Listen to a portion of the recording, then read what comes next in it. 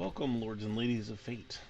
Uh, we are doing the epilogue for season two for the players. This is the video for everyone, and this is just going to summarize what happened during season two, season one, along with a couple little points of note to fill the story in a little bit between season one and season two.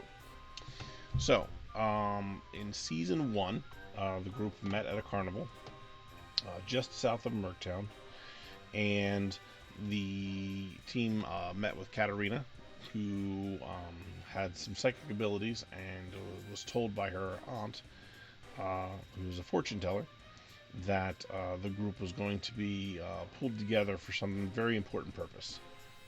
And then was left extremely vague as the vampires overtook the carnival and they had to retreat. Katarina was then quickly kidnapped once they arrived in Merktown, and the group set out to attempt to find her. Their journey led them to Tolkien, in which they found information about Billy's son being hired for the Tolkien army to hunt down and search for the Mobius, a very powerful magic weapon that was rumored to be in a magic shop deep within Madhaven.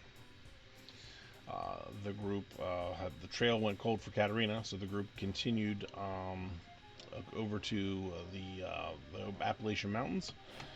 They found some tunnels there that were inhabited by a dwarven clan led by King Ermedin, who decided to join the group in their efforts as he had missed adventuring. It's been a long time since he had gotten out. The group then went to Alexandria, where Dwyer's hometown was, to find out that he did not burn it down completely and kill everybody in town.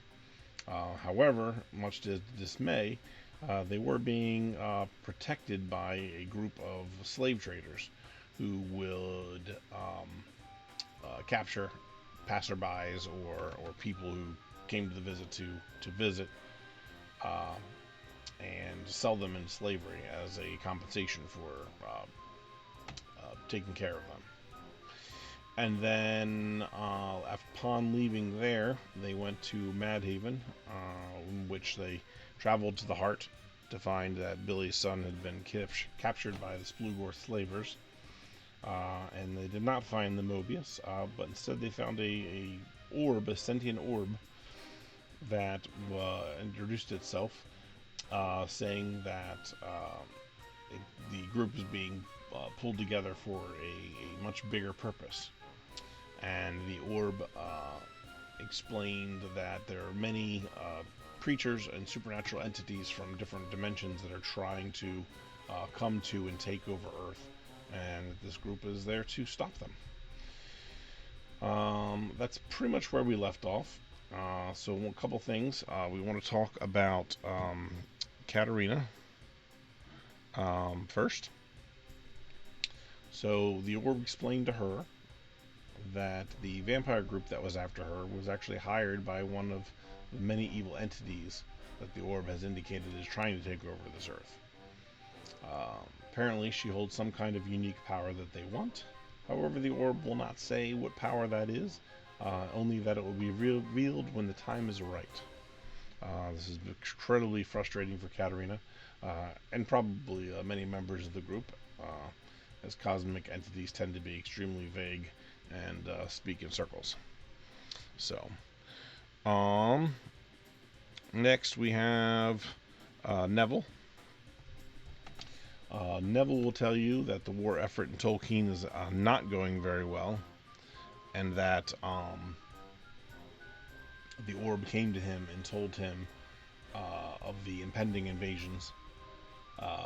And Neville understands the bigger picture, and was told by the orb that it's destiny that Tolkien fall. Not a very easy pill to swallow, especially when going up against such a vile enemy as the Coalition, group of human supremacists. So he's having a hard time with the decision that he's made to leave Tolkien War to join the efforts of you and your team.